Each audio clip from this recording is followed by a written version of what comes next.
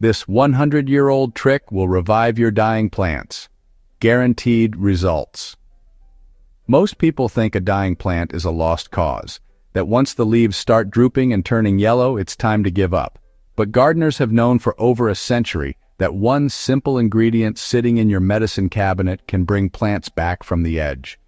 Today, I'm going to show you 5 proven techniques that make reviving struggling plants feel completely doable, even if you've never had a green thumb. The main trick? It's been passed down through generations of gardeners since the 1800s, and it works on almost every houseplant. If you're new here, welcome to Zero to Purpose, where we take simple, hands-on steps to live more creatively, sustainably, and intentionally. Grab a tea, settle in, and let's bring those plants back to life.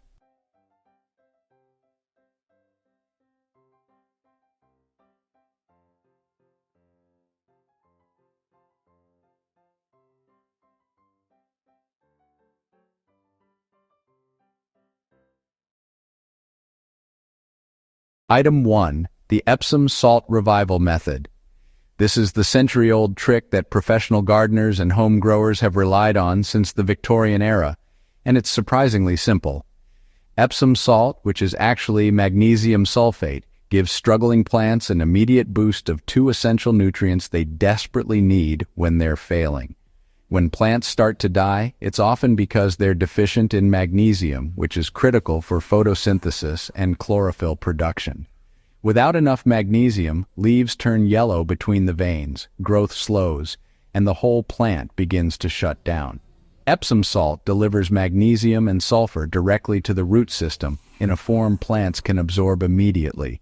This isn't some trendy hack. It's been documented in agricultural guides since the mid-1800s. Magnesium is the central atom in every chlorophyll molecule, which means without it, your plant literally cannot produce the energy it needs to survive. Sulfur helps with protein synthesis and enzyme function. When you dissolve Epsom salt in water, these minerals become immediately bioavailable, meaning the plant can absorb and use them within hours, not weeks. You'll see tired, yellowing leaves begin to green up, new growth emerge, and drooping stems regain their strength.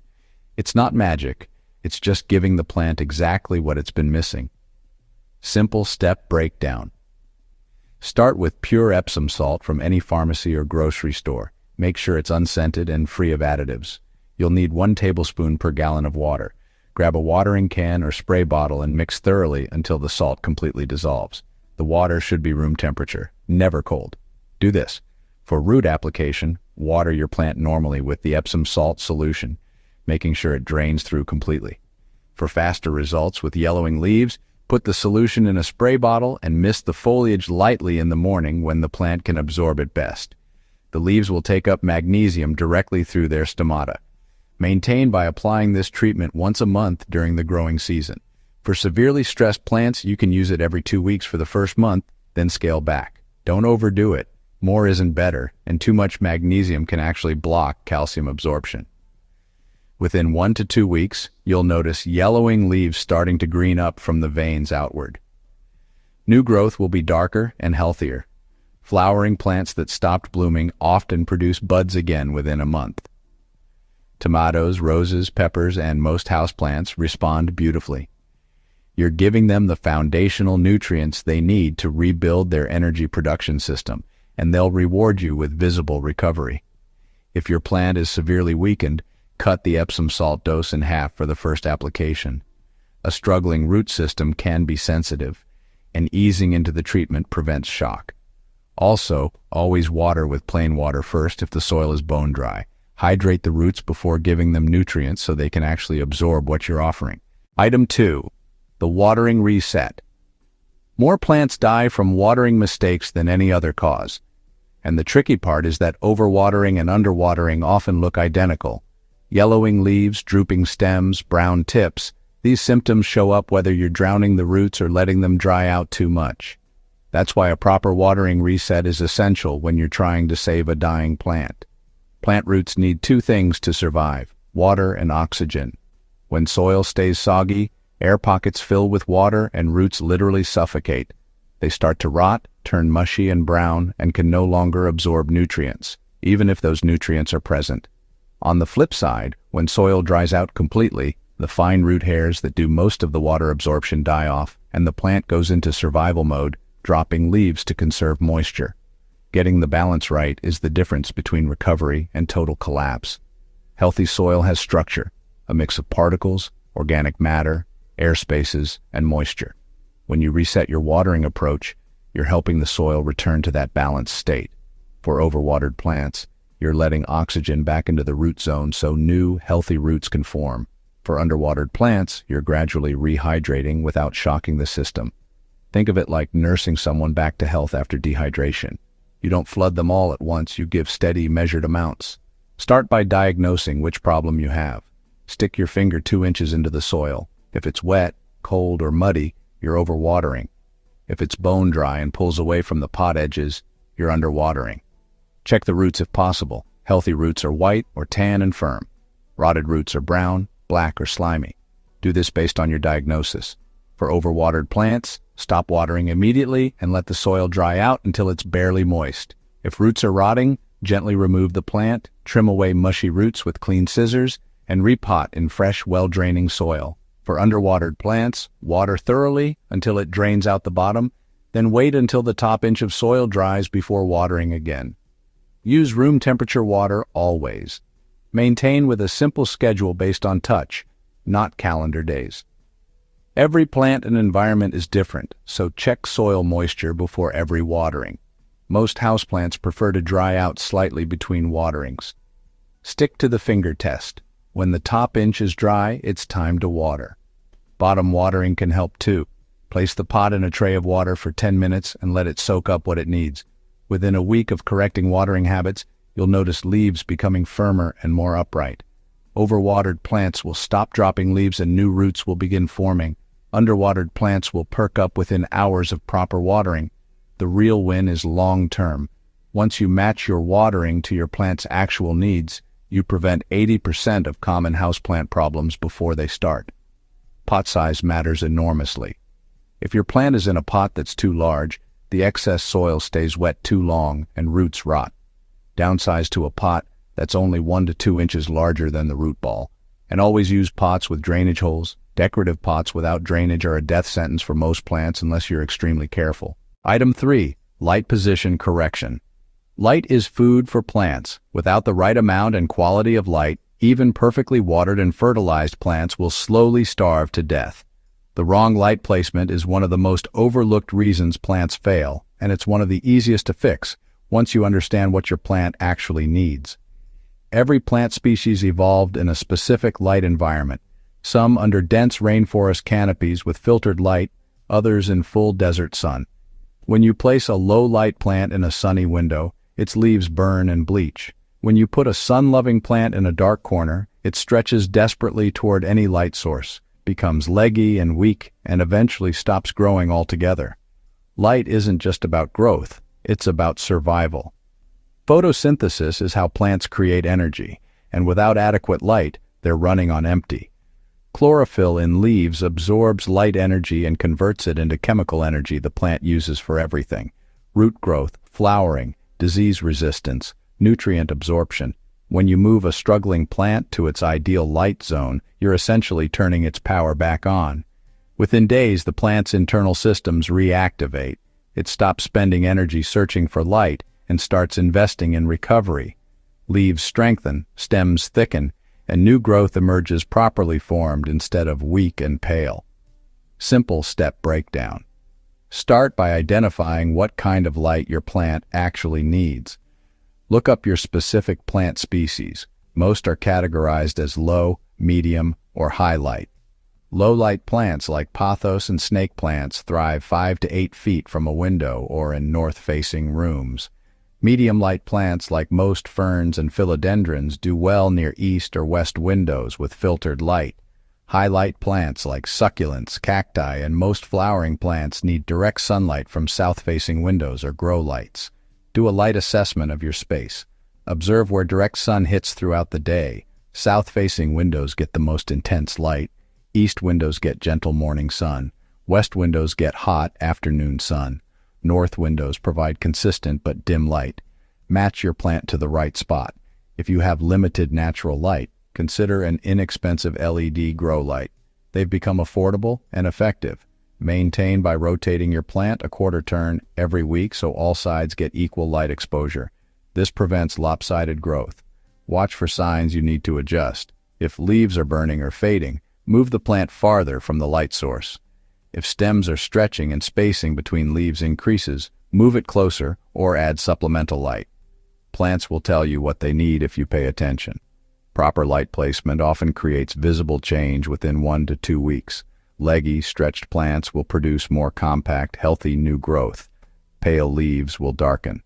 Flowering plants that stopped blooming will set buds again. Plants that were barely surviving will shift into active growth mode. This single change can be the difference between a plant that limps along for months and one that thrives. Sheer curtains are your secret weapon for managing intense light. If you have bright south or west windows but grow medium light plants, a thin white curtain filters harsh rays while still providing ample light. It mimics the dappled light of a forest canopy. And remember, dirty windows block up to 40% of available light. A quick cleaning can make a real difference, especially in winter months when light is already limited. If these tips are giving you hope for your struggling plants, tap the like button so more people can discover these methods. And I'd love to know, which plant are you trying to save and which technique are you going to try first? Drop a comment below. I read every single one, and there's so much we can learn from each other's experiences.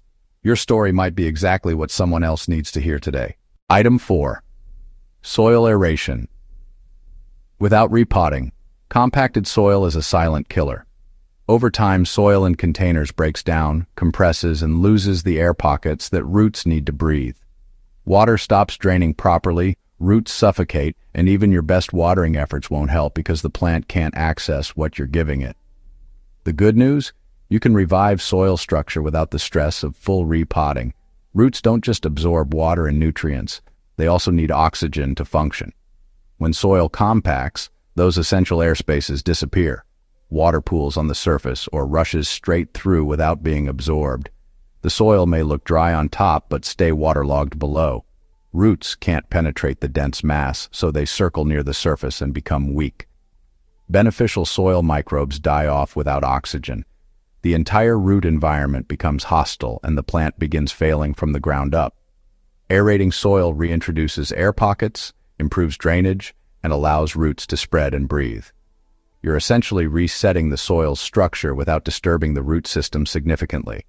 This is especially valuable for older plants with established roots, plants that are stressed and can't handle repotting shock, or when you simply don't have fresh potting mix on hand. Loosening and amending the top few inches creates immediate improvement while buying time for a full repot later if needed. Simple step breakdown. Start by watering your plant lightly so the soil is barely moist, not soggy, not bone dry.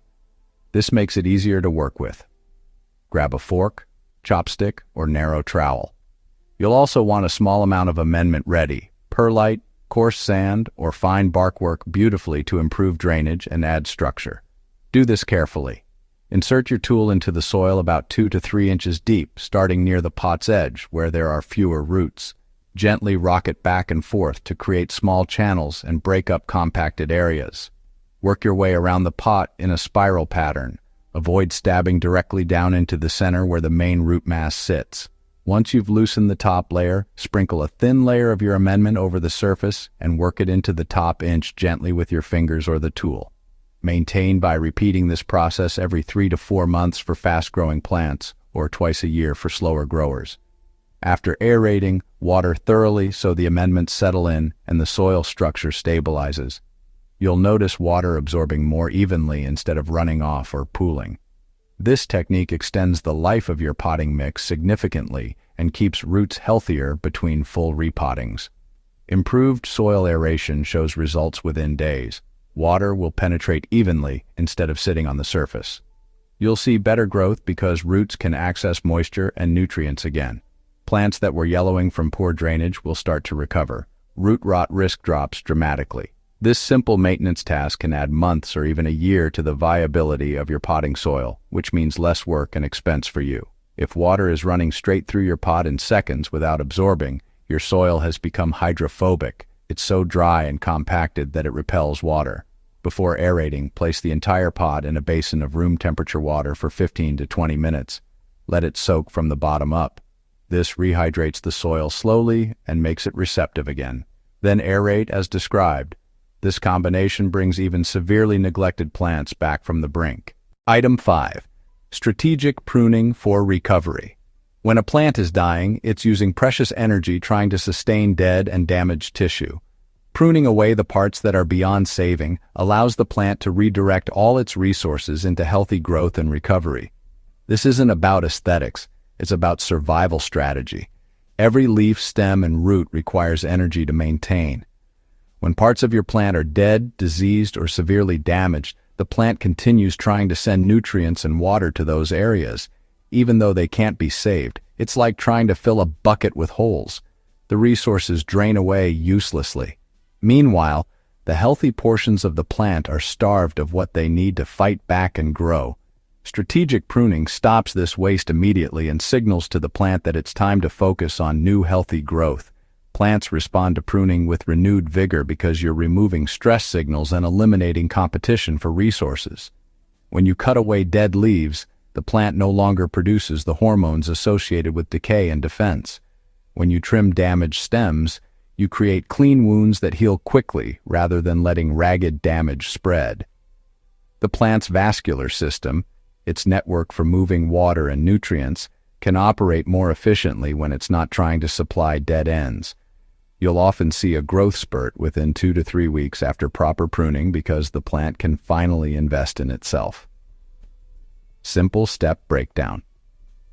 Start with clean, sharp tools. Use scissors, pruning shears, or a clean razor blade. Dirty or dull blades crush stems and introduce bacteria that can infect the plant. Wipe your blades with rubbing alcohol before you begin and between cuts if you're removing diseased tissue. Identify what needs to go. Completely dead leaves that are brown and crispy, yellowed leaves that are more than 50% damaged, stems that are mushy or blackened, and any growth that shows spots, mold, or obvious disease. Do your cuts strategically. For leaves, cut as close to the main stem as possible without damaging it. For stems, cut just above a node. That's the bump where leaves or branches emerge. Make clean cuts at a slight angle so water doesn't pool on the cut surface. Remove no more than 1/3 of the plant at a time, even if more looks bad. Plants can only handle so much stress at once. If your plant is severely damaged, do multiple gentle pruning sessions 2 weeks apart rather than one harsh session. Maintain your plant's shape and health with light pruning every few weeks once it's recovering. Pinch off dead leaf tips, remove spent flowers, and trim any growth that looks weak or leggy. This ongoing maintenance keeps energy flowing to the strongest parts and prevents small problems from becoming big ones. Always prune in the morning when the plant is most hydrated and resilient. Within a week of pruning, you'll notice your plant looks cleaner and healthier. Within 2 to 3 weeks, you'll see new growth emerging from nodes near where you made cuts. The remaining leaves will look more vibrant because they're getting full access to water and nutrients. Plants that were declining will stabilize and begin growing again.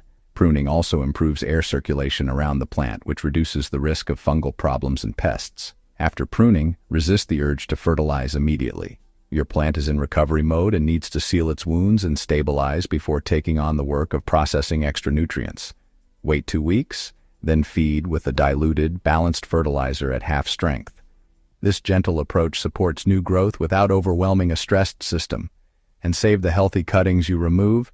Many plants can be propagated from stem or leaf cuttings, giving you new plants while you save the original.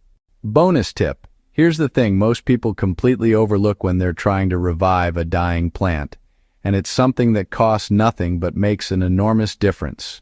Room temperature water. Most of us water our plants straight from the tap without thinking about it. But if your tap water is cold, and it usually is, you're shocking your plant's roots every single time you water. Cold water constricts root cells and slows down their ability to absorb moisture and nutrients. For a plant that's already stressed and struggling, this temperature shock can be the difference between recovery and continued decline. Think about it this way. Plant roots evolved in soil, where temperature changes happen gradually over hours and days, not seconds.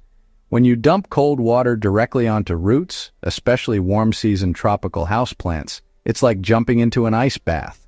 The roots contract, metabolic processes slow down, and the plant goes into a protective state instead of an absorbing state. Even if you're watering the right amount at the right time, cold water reduces how much benefit your plant actually gets.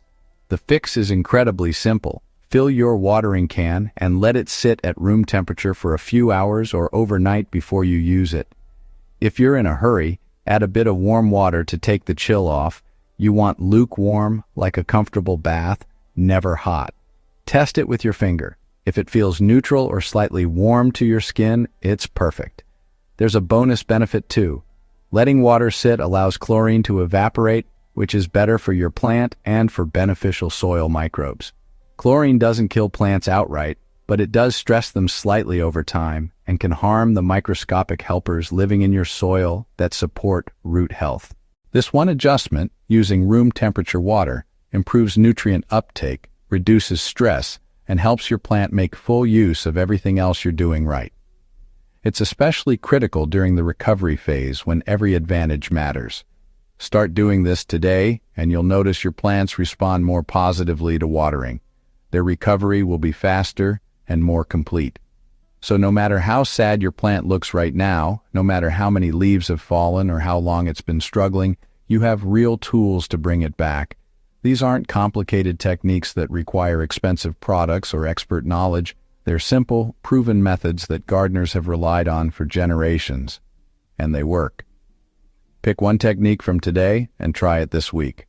Maybe it's the Epsom salt treatment, or maybe it's just switching to room temperature water. Start small, pay attention to how your plant responds, and adjust from there. Plants are incredibly resilient when we give them what they need. Drop a comment and tell me which plant you're working to save and what you're trying first. I'd genuinely love to hear your story, and I'll do my best to answer questions.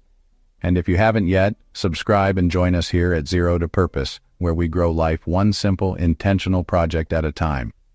Thanks for being here and for caring enough to try. See you in the next one. Settings. Add all caps subtitles with a spoken word. Highlight.